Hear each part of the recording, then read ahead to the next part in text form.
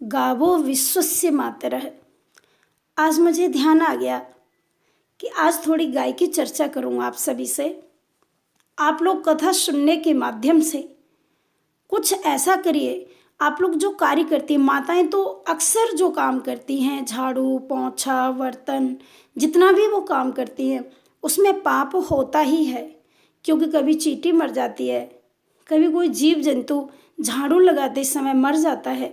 तो इस पाप का प्रायश्चित करने के लिए सबसे सुंदर सबसे छोटा एक उपाय है, और वह है कि पहली रोटी गाय को खिलाई जाए।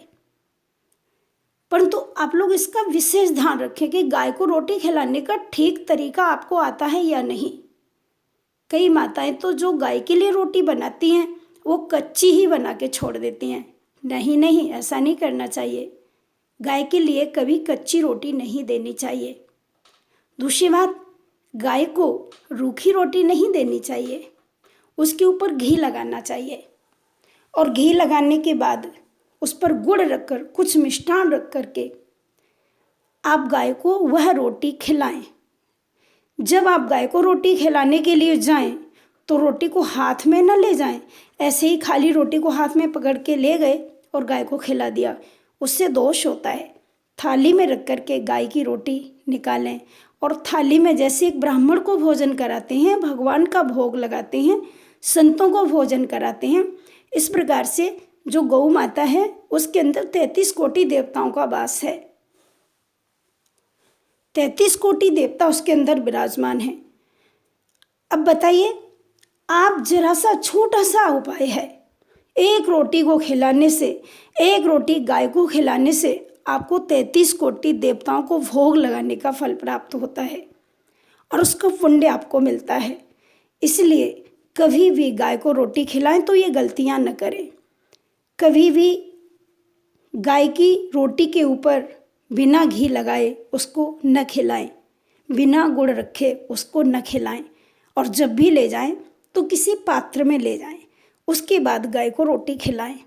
इस प्रकार रोटी खिलाने से आपके घर की सारी परेशानियां दूर होती हैं, और आपके घर में जो आपकी संतति है उस पर इसका बहुत असर पड़ता है। गौ माता का आशीर्वाद मिलता है, और गौ माता का जो आशीर्वाद आपको मिलेगा तो एक परिवार के लिए, एक कुल के लिए नहीं, एक पीढ़ी के लिए नहीं। मैं कहती हूँ कि जिसके घर में रोज गाय के लिए रोटी दी जाती है और विधि से, श्रद्धा से, भाव से युक्त होकर के जो गाय को रोटी खिलाते हैं, उनकी 7 पीढ़ियों का गोलोक धाम में वास होता है।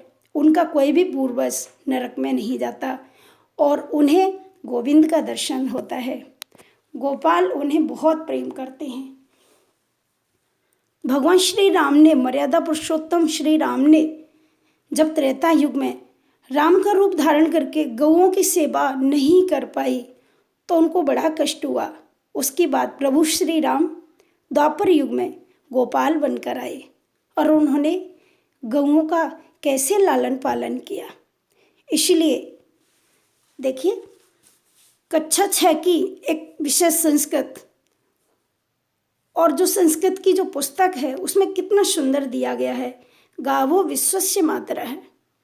गाय पूरे विश्व की माँ है, और बड़ा सुंदर पहले की जो शिक्षा थी उससे हमें इतना ज्ञान मिलता था कि हम लोग अपने उस ज्ञान को लेकर के और अपने आप का उद्धार कर सकते थे।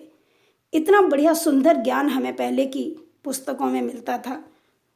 तो कक्षा 6 की पुस्तक में बड़ा सुंदर, गौ न केवलम भारतस्य अपितु विश्वस्य माता अस्ति।